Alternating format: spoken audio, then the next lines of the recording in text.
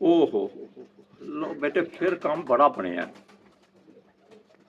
ਬੇਟੇ। ਇਹ ਕਬੂਤਰ ਸੇਬੀ ਵਾਲਿਆਂ ਚੋਂ ਕਬੂਤਰ ਘਮੱਗਰ ਬਣਿਆ ਤੇ ਇਹ ਸੋਨੇ ਤੇ ਸੁਹਾਗਾ ਜੇ। ਇਹ ਵੀ ਕਬੂਤਰ ਜਿਹੜਾ ਨਾ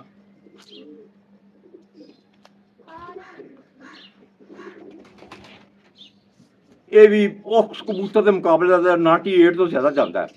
ਇਹਦੀ ਮਾਦੀ ਮੰਗਣੀ ਜੇ 98 ਦੇ ਉੱਤੇ ਤੇ 100 ਹੋਏ ਮਾਦੀ। ਉਹਨਾਂ ਨੂੰ ਕੁਝ ਮਾਦੀ ਲੈਣੀ ਉਸਤਾਦ ਜੀ ਸਾਨੂੰ ਪੁਆਇੰਟ ਦੱਸੋ। ਇੰਝ ਹੱਥ ਵੀ ਜੋੜ ਲਓ ਉਸਤਾਦ ਜੀ, ਕੋਈ ਨਹੀਂ ਦੱਸ ਦਿਓ, ਜਾਂ ਨਾਲ ਚਲੋ 2 ਜੋੜੇ ਲੈਣੇ ਨੇ ਉਸਤਾਦ ਜੀ। ਜੇ ਢੱਡ ਨਹੀਂ ਨਾ ਹੋਏਗਾ ਨਾਲ ਟੁਰ ਪਏਗਾ। ਮਗਰ ਕੋਈ ਇੰਤਹਾ ਹੈ, ਇੰਤਹਾ ਦੀ ਇੰਤਹਾ ਹੈ।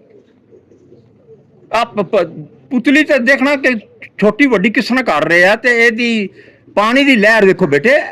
ਚਪਕਾ ਜਿਹੜੀ ਚਪਾਂਗੇ ਤੇ ਲਹਿਰ ਚੱਲੀ ਏ ਸਮੁੰਦਰ ਦੀ ਜਿਸ ਤਰ੍ਹਾਂ ਚੱਲਦੀ ਨਾ ਲਹਿਰ ਸਪੀਡ, ਉਹ ਵੇਖੋ।